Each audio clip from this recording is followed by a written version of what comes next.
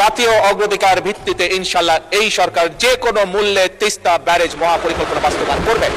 যে কোনো মূল্যে বাস্তবায়ন করা হবে তিস্তা মহাপরিকল্পনা। জাতীয় সংসদে দাঁড়িয়ে এই দৃঢ় প্রত্যয় ব্যক্ত করলেন প্রধানমন্ত্রী তারেক রহমান।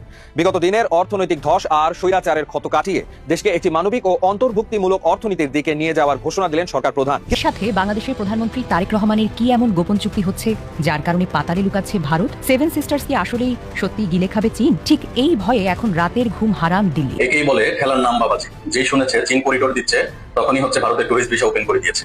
এখন বুঝতে পেরেছেন যে ইন্ডিয়ার কতটা চাপে পড়েছে।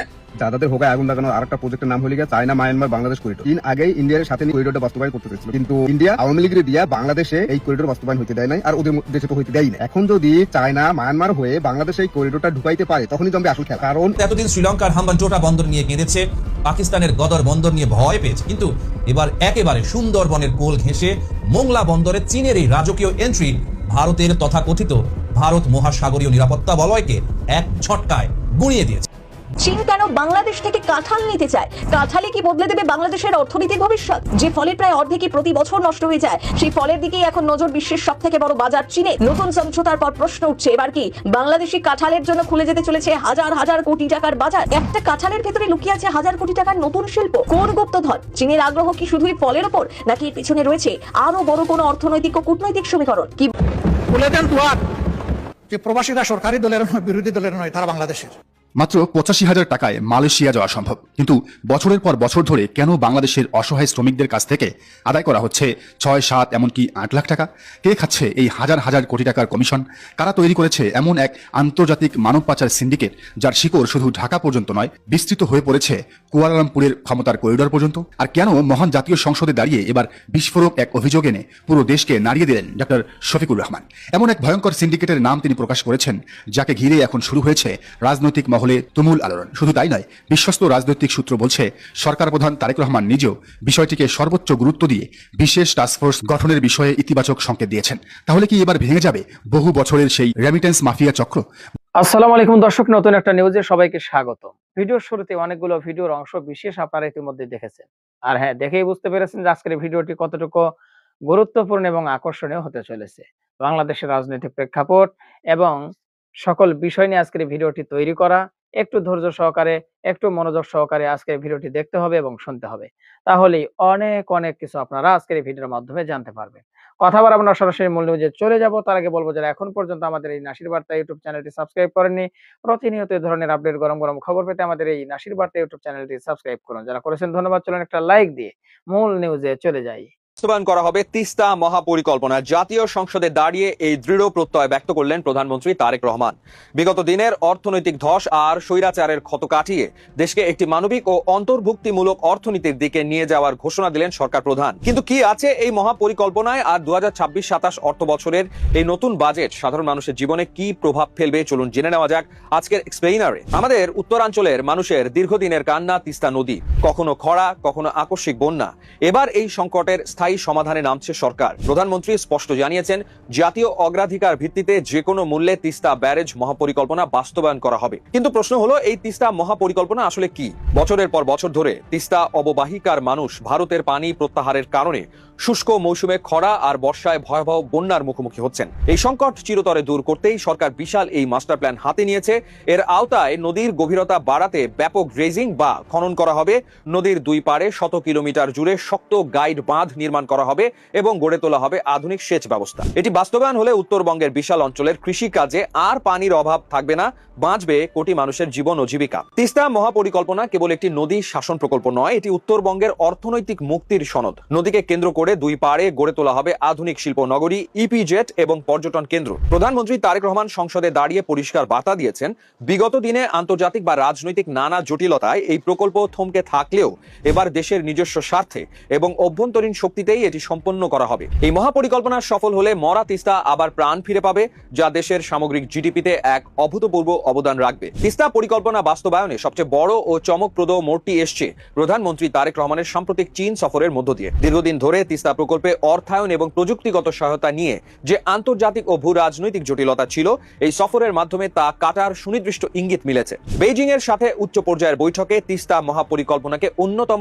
অগ্রাধিকার হিসেবে তুলে ধরা হয়েছে এবং চীন এই মেগা প্রজেক্টে কারিগরি ও অর্থনৈতিক সহযোগিতার ব্যাপারে বড় ধরনের সবুজ সংকেত দিয়েছে। প্রধানমন্ত্রীর এই সফল চীন সফর প্রমাণ করে ভূ রাজনৈতিক সব চাপ ও প্রতিবন্ধকতা একপাশে সরিয়ে রেখে দেশের উত্তরবঙ্গের কোটি মানুষের ভাগ্য পরিবর্তনে সরকার কতটা দৃঢ় প্রতিজ্ঞ। শুধু তাই নয়, কৃষি বান্ধব এই সরকার পানির প্রবাহ নিশ্চিত করতে ইতিমধ্যেই পদ্মা ব্যারাজ নির্মাণের উদ্যোগ নিয়েছে। আর আগামী 5 বছরের মধ্যে সারা দেশে 20,000 কিলোমিটার খাল খনন ও পুনর্খননের এক বিশাল মহাপরিকল্পনা হাতে নেওয়া হয়েছে, যার শুরুটা কিন্তু ইতিমধ্যেই হয়ে গেছে। গত 3 মাসেই দেশ জুড়ে খনন করা হয়েছে 900 কিলোমিটার খাল। এবারের 2026-27 অর্থ বছরের প্রস্তাবিত বাজেটকে প্রধানমন্ত্রী আখ্যায়িত করেছেন সুন্দর, স্বাভাবিক এবং জীবন বান্ধব বাজেট হিসেবে। অতীতের দিকে না তাকিয়ে সরকার প্রধানের চোখ এখন ভবিষ্যতের দিকে। আমরা সবাই জানি, বাজেট ঘোষণার পর সাধারণত নিত্যপণ্যের দাম হু হু করে বাড়ে, কিন্তু এবার দৃশ্যপট একটু ভিন্ন। দেশের ইতিহাসে এই প্রথম বাজেট ঘোষণার পরও বাজারে নিত্য প্রয়োজনীয় পণ্যের দাম বাড়েনি। কারণ কি জানেন? সরকার এক ধাক্কায় 61টি নিত্য প্রয়োজনীয় পণ্যের ওপর থেকে শুল্ক সম্পূর্ণ প্রত্যাহার করে নিয়েছে, যার ফলে অর্থনৈতিক সংকটের মধ্যেও বাজারে স্বস্তি ফিরে এসছে। প্রধানমন্ত্রী সংসদে অকপটে স্বীকার করেছেন দেশের বিদ্যমান অর্থনৈতিক সংকটের কথা। তবে তিনি স্পষ্ট বলেছেন, আমরা সংকটকে অস্বীকার করতে চাই না, আবার সংকটের অজুহাত বানাতে চাই না, বরং সংকট সফলভাবে মোকাবেলা করতেই আমরা দৃঢ় প্রতিজ্ঞ। অতীতের বিতর্ক পেছনে ফেলে দেশের জনগণকে সাথে নিয়ে এক নতুন ভবিষ্যতের দিকে এগিয়ে যেতে চায় বর্তমান সরকার। রাতের আধারেই পুরোপুরি বদলে গেল মিরসরাইয়ের গল্প। যে জমিতে ভারতের একচেটিয়া রাজত্ব চলার কথা ছিল, শেখ হাসিনা যে বিশাল জমি মোদির হাতে তুলে দিয়েছিলেন, সেই জমি এখন পুরোপুরি হাতছাড়া। প্রধানমন্ত্রী তারেক রহমানের এক দারুণ চালে কান্নায় ভাসছেন হাসিনা। আর দিল্লির সাউথ ব্লকে চলছে চরম হাহাকার, কারণ ভারতের বাতিল হওয়া সেই জমিতেই এখন মাথা উঁচু করে দাঁড়াচ্ছে বাংলাদেশের নিজস্ব ড্রোন আর অস্ত্র কারখানা। তুরস্ক আর চীনের সাহায্যে তৈরি হওয়া এই কারখানা এমন এক জায়গায় অবস্থিত যা ভারতের সবচেয়ে দুর্বল পয়েন্ট চিকেন স্নেকের ঠিক নাকের ডগায়। এখান থেকেই পুরো ভারতের বুকে কাঁপুনি ধরিয়ে দিয়েছে তারেক রহমান। কিভাবে মোদির মুখের খাবার কেড়ে নিল বাংলাদেশ, আর কেনই বা শিলিগুড়ি হারানোর ভয়ে কাঁপছে ভারত, তার পেছনের আসল রহস্য জানলে যে কারো চোখ কপালে উঠবে। ঘটনার গভীরে যেতে হলে একটু পেছনে তাকাতে হবে। সময়টা 2015 সাল। ভারতের প্রধানমন্ত্রী নরেন্দ্র মোদির ঢাকা সফরের সুযোগ নিয়ে শেখ হাসিনা মিরসরাইয়ের 850 একর জমি সোজা দিল্লির হাতে তুলে দিয়েছিলেন।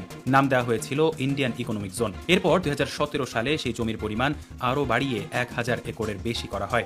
এমনকি আদানি গ্রুপের মতো বিতর্কিত ভারতীয় কোম্পানির প্রবেশের পথও পরিষ্কার করে দিয়েছিলেন হাসিনা। সবাই ভেবেছিলেন এবার বুঝি বিশাল বিনিয়োগ আসবে আর লাখো মানুষের ভাগ্য খুলবে, কিন্তু বাস্তব চিত্র ছিল একেবারেই ভিন্ন। দীর্ঘ 10 বছর পার হয়ে গেলেও মোদি প্রশাসন ওই জমিতে একটা ইটও গাঁথেনি।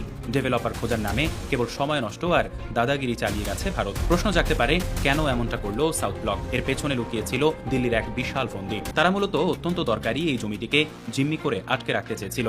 মোদী সরকারের একটাই লক্ষ্য ছিল যেন চীন বা জাপান কোনোভাবেই এই অঞ্চলে ঢুকতে না পারে। বন্ধুত্বের মুখোশ পরে মিরসরাইয়ের মতো একটা সম্ভাবনাময় জায়গাকে তারা ইচ্ছে করে জিম্মি করে রেখেছিল। উল্টো দিল্লির এই নোংরা খেলার বলি হয়েছে বাংলাদেশের অর্থনীতি আর কর্মসংস্থান। কিন্তু হাসিনা সরকারের পতনের পর সেই পুরনো হিসাব নিকাশ একেবারেই পাল্টে দিয়েছেন তারেক রহমান। 2026 সালের জানুয়ারিতে এক বিশাল ধাক্কা খেল ভারত। বেজার এক বোর্ড সভায় ভারতের চরম অবহেলার কারণে তাদের সাথে সব চুক্তি বাতিল করা হলো। এখানেই শেষ নয়, মোংলা বন্দরে ভারতের জন্য রাখা আরও 100 একর জমিও বাতিল করে দিয়েছে তারেক সরকার।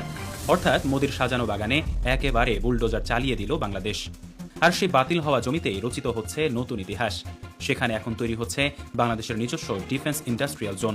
এই অস্ত্র কারখানার পরিকল্পনা শুনলে যে কোনো পরাশক্তির মাথা ঘুরে যাবে।